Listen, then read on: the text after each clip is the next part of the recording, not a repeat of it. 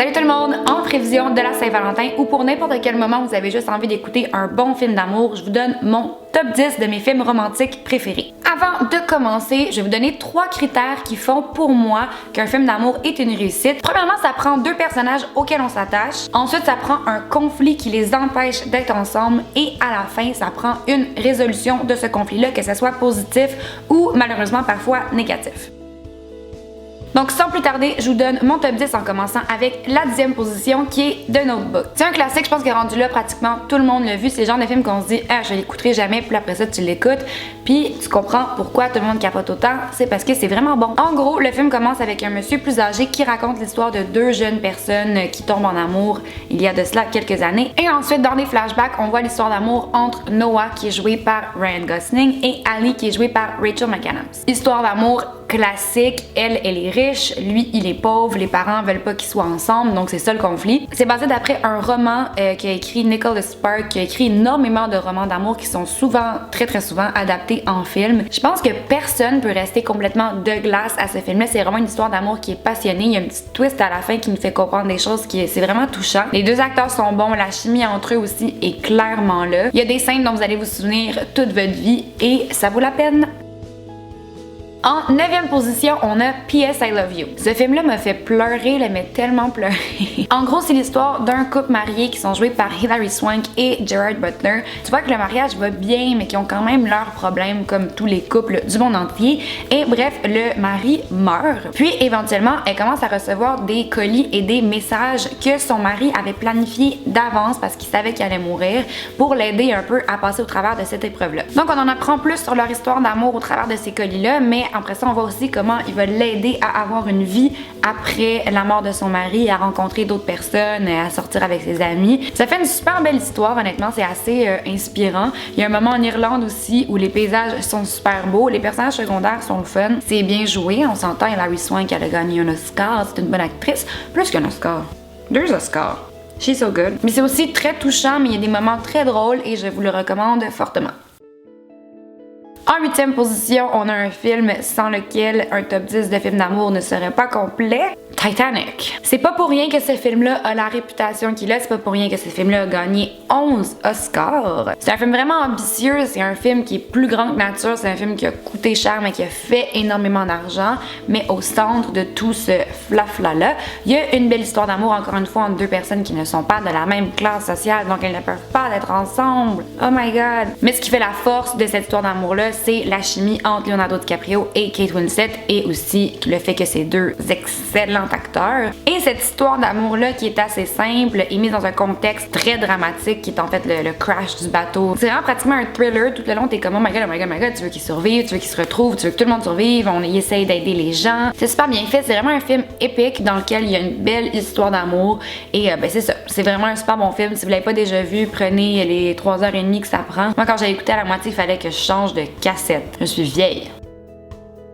En 7e position, on a Eternal Sunshine of the Spotless Mind. Une histoire d'amour avec une twist sci-fi. C'est l'histoire de Joel qui est joué par Jim Carrey et Clementine qui est joué par Kate Winslet encore une fois. Puis en fait, on voit les débuts de la relation, puis ensuite quand ça commence à aller mal, Jim Carrey qui a vraiment de la difficulté à se remettre de cette séparation-là veut effacer Clementine de sa mémoire, donc il va voir un docteur qui est capable de faire ça. Puis c'est en essayant de l'effacer de sa mémoire qu'il réalise en fait que ce qu'ils ont vécu ensemble c'était super beau même si ça a mal fini. Donc c'est une belle histoire d'amour mais qui est très originale. En fait, c'est réalisé par Michel Gondry qui est un réalisateur français, que ses films sont toujours assez différents. Les 2 personnages principaux aussi sont assez marginaux et il y a la petite twist science-fiction qui rend ça très original pour me répéter. Un super bon scénario, super bien réalisé, Eternal Sunshine of the Spotless Mind. En 6e position, Blue Valentine. Quand vous voyez la bande-annonce, on voit Ryan Gosling puis Michelle Williams qui sont cute puis qui s'aiment donc bien, ça s'appelle Blue Valentine. Tu dis comme ah ça va vraiment être un cute film d'amour. Nope. Après avoir écouté ce film-là, vous allez avoir envie de vous rouler en boulette dans un coin. Ça montre vraiment comment une relation peut devenir malsaine, comment 2 personnes qui s'aimaient tellement peuvent se faire tellement de mal. On voit vraiment dans le fond la progression de leur histoire d'amour. C'est entrecoupé de moments beaux du début et de moments vraiment pas beau de la fin. Écoutez-le pas à la Saint-Valentin, mais écoutez-le éventuellement juste pour les 2 performances. Michelle Williams, c'est vraiment une actrice qui ne cesse de m'impressionner. Puis pour voir une vision qui est réaliste mais pessimiste des histoires d'amour. En 5e position, Casablanca. C'est vraiment un classique du cinéma hollywoodien. C'est sorti en 1942. Ça met en vedette Humphrey Bogart et Ingrid Bergman. En gros, le personnage principal, Rick, s'est ouvert un bar à Casablanca, au Maroc, dans le fond pour s'échapper de la Deuxième Guerre mondiale. Puis tout va bien, son bar va super bien. C'est vraiment comme la place où tout le monde va à Casablanca. Puis un soir, il y a une femme qui rentre et c'est son amour perdu qu'il n'a pas vu depuis des années. Et tu vois aussi que c'est vraiment tendu entre les deux. Les deux s'en veulent. Surtout lui en veut à elle, clairement, mais on sait pas pourquoi. Éventuellement, dans le fond, on va découvrir qu'ils ont vécu une histoire d'amour à Paris il y a quelques années. Les deux vont être amenés à prendre des décisions, à faire des choix, souvent entre la survie et l'amour. Même si c'est un film qui est plus vieux, ça s'écoute encore super bien. C'est pas très long, l'histoire est vraiment simple. C'est très très beau aussi. C'est vraiment une belle histoire d'amour. Vous allez comprendre plusieurs références aussi, probablement des trucs que vous avez vus dans d'autres films ou dans d'autres émissions. Donc 5e position, Casablanca. En 4e position, Annie Hall. C'est un film de Woody Allen, il l'a écrit, il l'a réalisé, il joue dedans. Puis c'est son histoire d'amour avec Annie Hall, qui est jouée par Diane Keaton. Dans le fond, le film commence et Alvy, qui est le personnage joué par Woody Allen, essaie de comprendre qu'est-ce qui s'est passé, pourquoi ça n'a pas fonctionné entre lui et Annie Hall. Donc là, on a des flashbacks.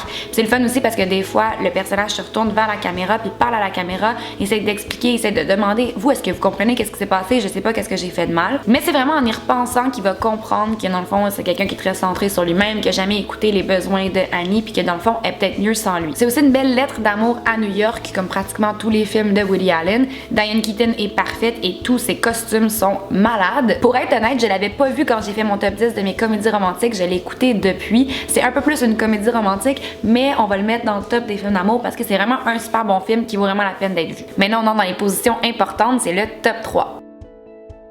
En 3e position, Brooklyn. Le film le plus récent de ma liste est sorti en 2015 et le scénario est basé sur un roman de Colm Tóibín. Je dis probablement très mal son nom, c'est un auteur irlandais, donc probablement que ça se prononce pas du tout comme ça. Et c'est vraiment une histoire d'amour classique, c'est un peu un triangle amoureux. Dans le fond, le personnage principal de Eilish, qui est joué par Saoirse Ronan, doit un peu choisir entre sa nouvelle vie à Brooklyn et son ancienne vie en Irlande. Puis dans les deux, il y a un gars.